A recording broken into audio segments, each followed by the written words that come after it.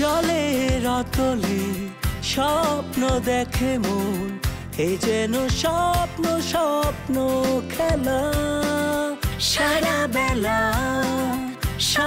বেলা স্বপ্ন নদীতে ভেসে যায়, ফ্যামিলি ফ্যান্টাসি ভেলা।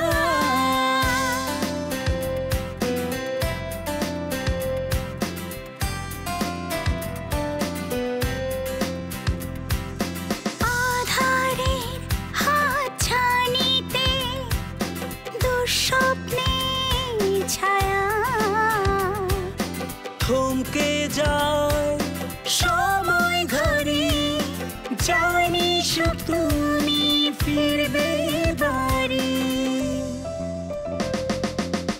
কাটে রাত কাটে দিন, নতুন রঙে মন রঙিন, ভালোবাসার অনিমেষ হাত ছানিতে স্বপ্নে বিভোর। Family fantasy, family fantasy, family fantasy.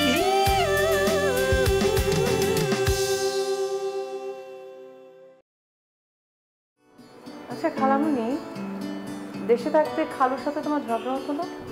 সংসার করতে গেলে স্বামী স্ত্রীর মধ্যে একটু ঝগড়াঝাটি তো সব সংসারেই হয়, তাই না? ঝগড়া করে বাবার বাড়ি চলে গেছো, এমন হয়েছে কখনো?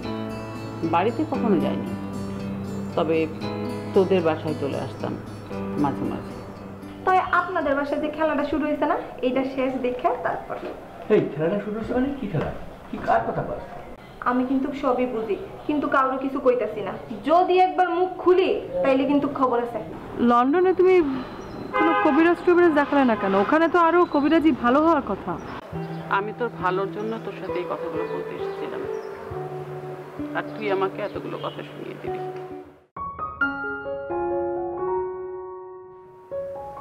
আসো আসো সাইমা, বসো। আমি তো আজকে অফিস থেকে আসার পর এখন পর্যন্ত তোমার দেখাই পেলাম না। কি জানি বলো, তোমার শরীর নাকি খারাপ? না তেমন কিছু না দুলা ভাই, এই যে টাকাটা। কিসের টাকা? ওই যে আপনি ওদের খরচের জন্য আমার কাছে রাখতে দিয়েছিলেন না, সেই টাকা। ও মাই গড, কিন্তু দেখি পুরো টাকাটাই আছে। ওরা কেউ দেয়নি তোমার কাছ থেকে টাকা? না দুলা ভাই, ওরা কেউ আমার কাছ থেকে টাকা নেয় না। আচ্ছা আমি বুঝতে পারছি না, অফশোরে বা ইউনিভার্সিটি যায় কি করে? সেটা তো আমি জানি না দুলা ভাই, তবে ওরা আমাকে কেউ পছন্দ করে না, এই জন্য আমার কাছ থেকে টাকা নেয় না। এমনকি দরকার পড়লেও আমাকে বলে না, কোনো কিছু আমার সাথে শেয়ারও করে না। সাইমা, আসলে ওরা বড় হয়েছে তো, এখন তোমার কাছ থেকে টাকা পয়সা নিতে একটু লজ্জা বোধ করে। ঠিক আছে, আমি কাল ওদেরকে বলবো। না দুলা ভাই, আপনি ওদের সাথে এই বিষয়ে কোনো কথাই বলবেন না। কেন? আমি কাল এখান থেকে চলে যাব। বলো কি, কোথায় যাবে তুমি? আমি আসলাম ভাইয়ের সাথে গ্রামের বাড়ি চলে যাব। দুলা ভাই, আমি এ বাড়ি এসেছিলাম আমার বুবুর জন্য, আমার বুবুর ছেলে মেয়েদেরকে দেখাশোনা করার জন্য। 3টে ছেলে মেয়ে মা মরা, তাদের খেয়াল করার জন্য, আমার বুবুর আত্মা যাতে শান্তি পায় সেই জন্য। কিন্তু ওরাই যদি এখন আমাকে অ্যাভয়েড করে চলে, আমার সাথে কোনো কিছু শেয়ার না করে, কোনো প্রয়োজনীয় কথা আমাকে না বলে, তাহলে আমি এখানে থেকে কি করবো দুলা ভাই? আমি কালকে আসলাম ভাইকে নিয়ে গ্রামের বাড়ি চলে যাব। আচ্ছা কি হয়েছে আমাকে বলবে তো? ওরা ছোট মানুষ, ওরা তো একটু একটু ভুল করতেই পারে। এগুলোকে তো ক্ষমাসুন্দর দৃষ্টিতে তোমার দেখতে হবে। তুমি আমাকে বলো তো কি হয়েছে এক্স্যাক্টলি, কে কি বলেছে তোমাকে? না দুলা ভাই, আমাকে খোটা দেয়, আমি কেন স্বামীর সংসার করতে পারলাম না।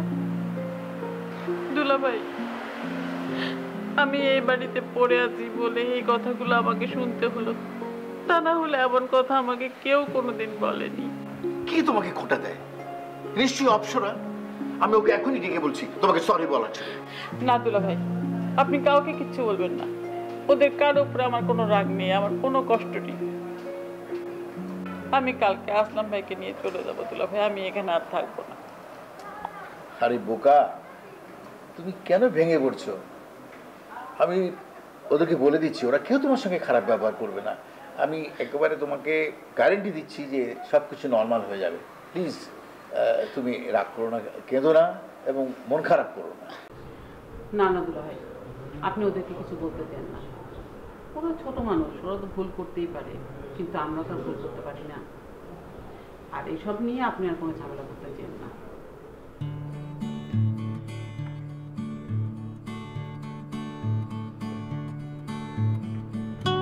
দুলা ভাই থাক, টাকাটা আমার কাছেই রাখি। আমি বরং ওদেরকে জোর করে ওদের হাতে দিয়ে দেবো, কারণ টাকার জন্য যদি ওদের কোনো কষ্ট হয় তাহলে সেটা তো আমার সহ্য হবে না। এক্স্যাক্টলি, এটা কিন্তু খুব ভালো সিদ্ধান্ত নিয়েছো। Thank you very much. ঠিক আছে।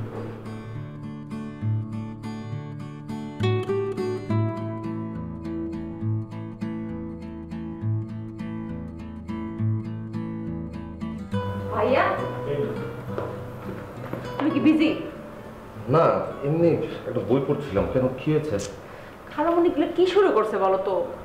কেন, কি করেছে আবার খালামণি? খালামণি আপুকে বলতেছে যে আপুকে কবিরাজের কাছে নিয়ে যাবে।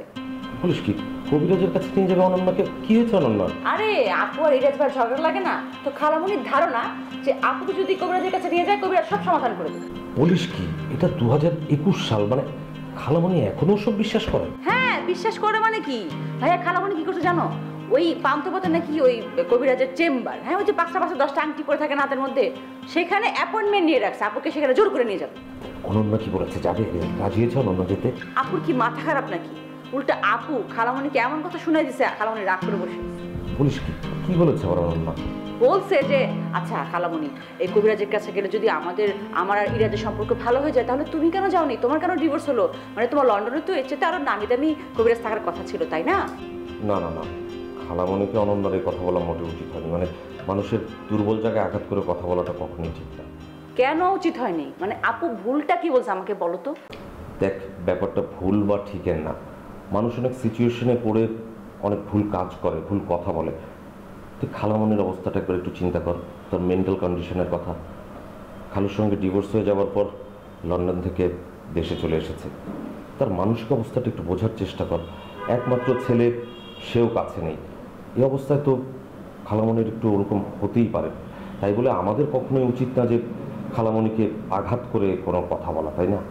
ভাইয়া তাই বলে উনি যা বলবে সব মেনে নিতে হবে আমাদের? না না, আমি তার সব কথা মেনে নিতে বলছি না, কিন্তু তার মনে আঘাত দিয়েও কোনো কথা বলা উচিত না। মানে ওনাকে যাই বলতে হবে সেটা তাকে বুঝিয়ে বলতে হবে, তাতে যেন তার ভালো হয়। আরে ভাইয়া তোমার কি ধারণা আপু কি বুঝিয়ে বলেনি? আপু বুঝিয়ে বলেছে, কিন্তু খালামণি একদম একরক্ষা, আপুকে ওই কবিরাজের কাছে নিয়ে যাবেই। খালামণি এখন কি করছে রে? আরে কি আর করবে, আমাকে ফোন করে প্যাঁ প্যাঁ করতেছে, কান্নাকাটি করতেছে, আমার সঙ্গে এরকম হয়েছে তার সেরকম হয়েছে। ওই লাবণী আমাকে দেখে এসে বললো। না না না রে, ব্যাপারটা আসলে খুব বাজে হয়ে গেছে। আচ্ছা ঠিক আছে, আমি নিজে খালামণির সঙ্গে কথা বলে ব্যাপারটা ম্যানেজ করবো। অনন্যা কই? আপু মন খারাপ করে রুমে বসে আছে।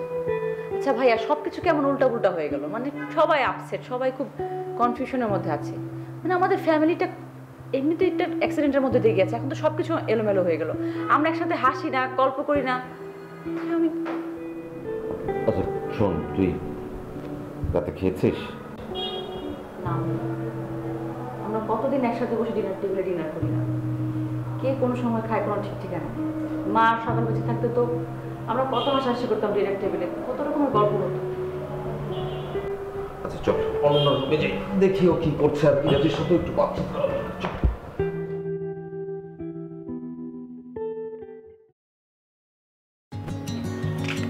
কালু আপনার চা। সবাই কি ঘুম থেকে উঠেছে? হ্যাঁ সবাই তো সকালেই ঘুম থেকে উঠছে, আর সবাইকে চিরতার রসও খাওয়ানো হয়েছে। বাহ, ভেরি গুড। অনন্যা কি অবস্থা, ও কি এখনো ঘুমাচ্ছে নাকি? হ্যাঁ অনন্যা আপু ঘুম থেকে উঠছে, কিন্তু মনে হয় এখনো শুয়ে আছে। আর সাম্যবাই তো সেই সকালেই বেরিয়ে গেছে। তুই এক কাজ করতো, তুই ওই অপ্সরা এবং অনন্যাকে আমার সঙ্গে দেখা করতে বল, এখানে চলে আসতে বল। আচ্ছা ঠিক আছে।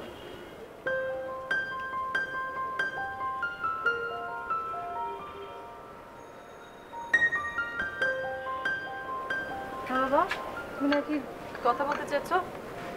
হ্যাঁ, বলো। তো অপসরা কোথায় রে? অপসরা তো মনে হয় একটু ছাদে গেছে। জরুরি কিছু বলবে? তোদের সাইমা খালা সম্পর্কে আলোচনা করার জন্য তোদেরকে ডেকেছি। তোরা তো জানিস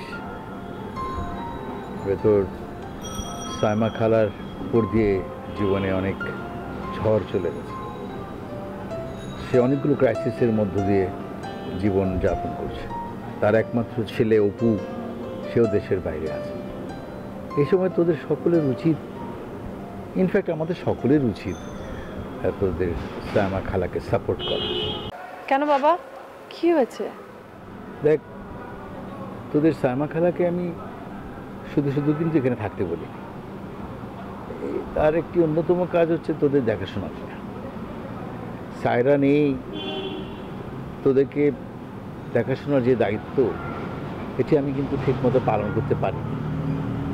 তাই আমি চেয়েছি সাইমা থাকলে সে তোদের দেখাশোনাও করলো, তারও একটি নির্ভরযোগ্য জায়গা হলো এটি থাকার জন্য। বাবা তুমি এই কথা বলছো কেন? খালা কি তোমাকে কিছু বলেছে? দেখো আমরা কিন্তু এখন একেবারেই ছোট না, সবারই ভালো মন্দ বোঝার মতন ক্ষমতা হয়েছে। আর উনি এখানে ওনার মতো থাকুক, কোনো অসুবিধা নেই, কিন্তু উনি আমাদের মাঝে সব সময় খবরদারি করতে আসে কেন বাবা? বা ওনার মতোই আমাদেরকে চলতে হবে কেন বলো তো? একটা কথা তোমাকে আমি স্পষ্ট করে বলতে চাই যে সাইমা এখানে কিন্তু কোনো স্বার্থ নেই। ও যে এখানে আছে সেটা একেবারেই নিঃস্বার্থভাবে ও আছে। তোমাদের দেখাশোনা করাটাই একমাত্র ওর কাজ। ও চাইলেই কিন্তু যে কোনো সময় চলে যেতে পারে, চলে যেতে পারতো। শুধু শুধু তোমাদের কথা শোনার জন্য তো ওকে এখানে থাকার দরকার নেই। কিন্তু আমি চাই না যে তোমাদের সাথে একটা ঝগড়াঝাটি করে ও এখান থেকে চলে যাবে। ও আছে, থাকুক। তোমরা একটু ওর মতো করে চলো, ও যা বলে সেটা মেনে নিয়ে চলো। তার আমার মনে হয় তাতে কোনো খারাপ কিছু হবে না। বাবা তাহলে তুমি কি বলছো? মানে আমরা ওনার সব কথা মেনে নিব? হ্যাঁ, নেবে। কারণ তোমাদের কোনো খারাপ কিছু হোক এটা কিন্তু ও কখনোই চায় না। ছোটবেলায় তোমাদেরকে কত আদর করতো, সে কথা কি তোমাদের মনে আছে কিনা আমি জানি না। সেই আদরের ঋণ কিন্তু তোমরা কোনোদিনও শোধ করতে পারবে না, এটি আমি হলফ করে বলতে পারি। যাই হোক, তোমাদের খরচের জন্য ওর কাছে কিছু টাকা রেখেছিলাম, কিন্তু তোমরা কেউই কিন্তু ওর কাছ থেকে টাকা নেওনি। এটা কেন করেছো আমি জানি না। ওনার কাছ থেকে অপসরা টাকা চেয়ে নিতে ভালো লাগে না। আর ভাইয়া ওকে প্রতিদিন ওর খরচের টাকা দেয়। আমার মনে হয় ওনার কাছ থেকে তুমি টাকাগুলো তোমার কাছে নিয়ে নাও বা ভাইয়ার কাছে দিয়ে দাও, সেটাই ভালো। সাম্য কোথায়? ভাইয়া বেড়েছে কিনা সেটাই তো জানি না। আচ্ছা ঠিক আছে, আমি সব বিষয় কিন্তু সাম্যর সঙ্গেও শেয়ার করব। তোমরা একটু তোমার খালাকে সময় দাও, ওকে তো টেক কেয়ার করার দায়িত্বটা তোমাদের সকলের উপরেই বটে। আর এইসব বিষয় একটু অপসরের সাথেও শেয়ার করো।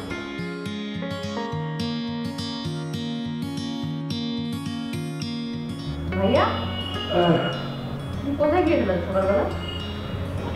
একটু বাইরে গিয়েছিলাম রে কাজে। কেন, কি হয়েছে? আরে যা ভাবছিলাম তাই।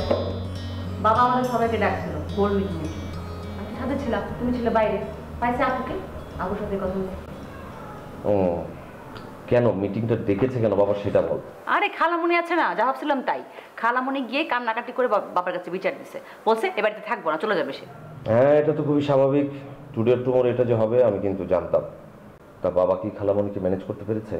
ম্যানেজ করেছে কোনো রকম আর কি।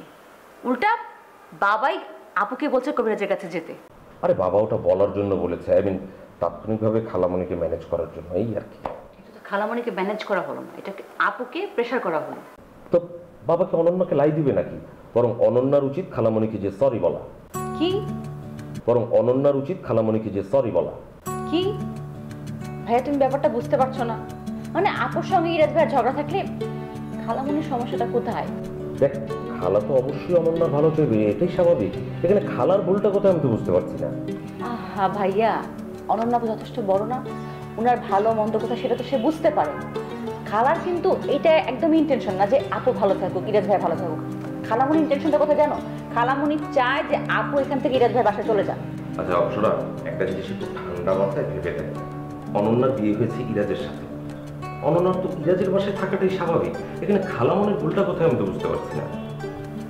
ভাইয়া, খালামুনির তো খবরদারি করার কি দরকার? উনি আসছে আমাদের বাসায় বেড়াইতে আসছে, বেড়াবে, ওদের সাথে গল্প করবে, মজা করবে। উনি পুরো সংসারটাকে নিয়ে খবরদারি কেন করতেছে? উনি তো আমাদের খালা, মা না। আরে মা নেই বলে উনি হয়তো সংসারটার দায়িত্ব নিতে চাচ্ছেন। আর মজার ব্যাপার কি জানিস, এই এজ গ্রুপের মহিলা যে কোনো পরিবারে গেলেই না ওই পরিবারের দায়িত্বটা নিতে যাবে। কী বা করবে, এই দায়িত্ব নিয়েই হয়তো তার ব্যস্ততা। আর এই বয়সে একজন অতিথির মতো সারাক্ষণ তো বসে থাকা সম্ভব না, সে কারণেই হয়তো খালামণি এসব করে। ভাইয়া, আমার মনে হয় তুমি সব কিছু বুঝে তারপর আমাদেরকে সব কথাগুলো বলো। শোন, খালামণি যত যাই বলুক না কেন, ওনার মনটা তো আসলে খুব ভালো না। একদম ভালো না। খালামণির মনের মধ্যে সব নেগেটিভ জিনিসপত্র। খালামণি বাসা আসার পর থেকে সব তোলপাড় করে দিল একদম। মানে সকালবেলা চিরতা রস খেতে হবে, আর নেট 9টার মধ্যে বন্ধ হয়ে যাবে। কেন? এটা কি ধরনের একটা ইনডিসিপ্লিন লাইফ? তারপরে দীপা বাসায় আসলে দীপাকে বাসায় আসলে বাজে ব্যবহার করবে। কেন? মানে মা যখন ছিল তখন কি মা আমাদের খবরদারি করতো না? মা কি আমাদের ভালো চাইতো না? নাকি উনি আমাদের মার চাইতে অনেক বেশি বড় হয়ে গেছেন?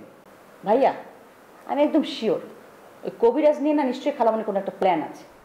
আচ্ছা ঠিক আছে, কবিরাজের ব্যাপারটা নিয়ে আমি নিজে খালামণির সঙ্গে কথা বলবো। কেমন? এখন আর কথা বলে লাভ নেই। বাবা নিজে আপুকে বলছে যে যেতে হবে। ইনফ্যাক্ট আমাকে বলছে আপুকে ম্যানেজ করার জন্য। ওকে, বুঝতে পেরেছি। তোর ইউনিভার্সিটি নেই আজ? আসলে তোমার সাথেই যাবো আমি। চা খাবে নাকি? পাঠিয়ে দে এক কাপ।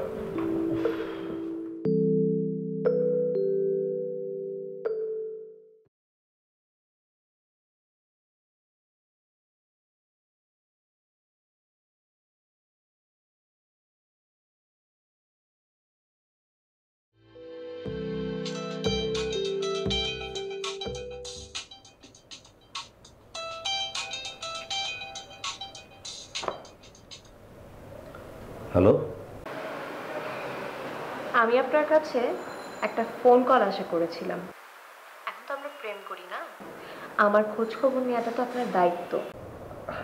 না আমি আসলে একটা বই পড়ছিলাম, বইটার মধ্যে এমনভাবে ঢুকে গেছি যে অন্য কিছু মাথায় নেই।